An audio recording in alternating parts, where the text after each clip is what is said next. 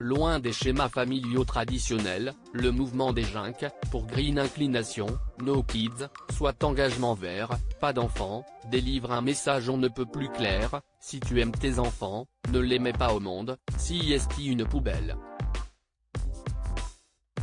Pour ces féministes radicales et ferventes défenseurs de l'environnement, les femmes devraient donc renoncer à la maternité par choix écologique.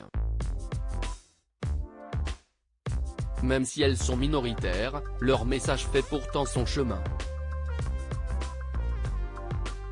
Laure, nettement plus nuancée, a aussi fait ce choix en accord avec son parcours de vie.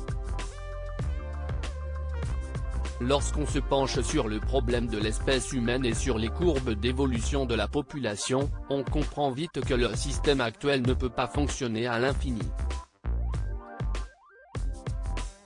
Compenser le fait d'avoir un enfant en lui enseignant des gestes écologiques, si est oublier que ces enfants nous échappent à un moment donné, et qu'ils restent, avant tout, des êtres humains qui vont consommer, explique Laure Noila, qui signe lettre ouverte à celles qui n'ont pas, encore, d'enfants, édition.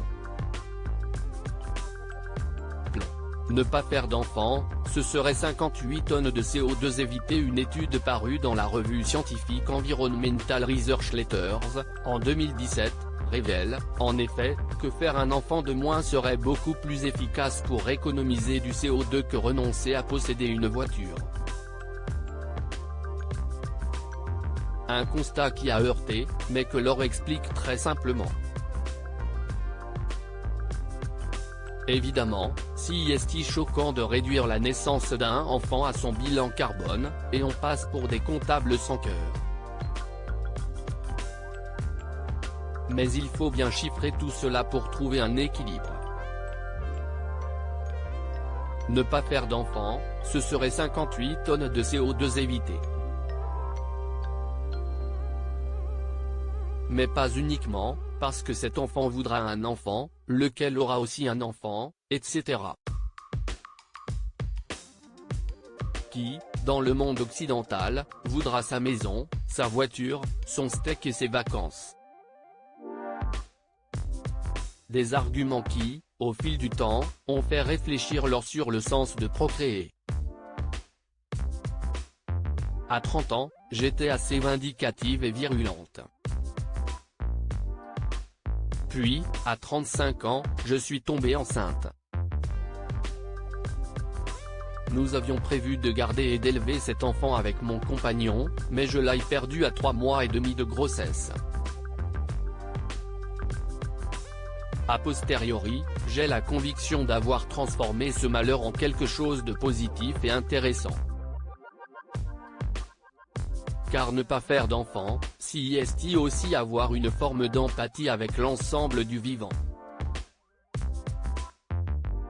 Ça rappelle que l'homme ne peut pas sans cesse dominer la nature, elle doit aussi reprendre un peu ses droits. Je suis fertile dans d'autres domaines, et cela m'épanouit totalement plus tard, en couple avec un autre homme, elle assied ses convictions. Il était persuadé que, pour concrétiser un amour, il fallait faire un enfant. En réalité, il en avait besoin, pas moi. À 45 ans, à présent en période de préménopause, Laure n'est donc pas maman et ne le regrette pas. Cet enfant que j'aurais pu avoir, je l'aimais tellement que j'ai décidé de ne pas en refaire. Pour moi, si est une décision cohérente et mûrement réfléchie.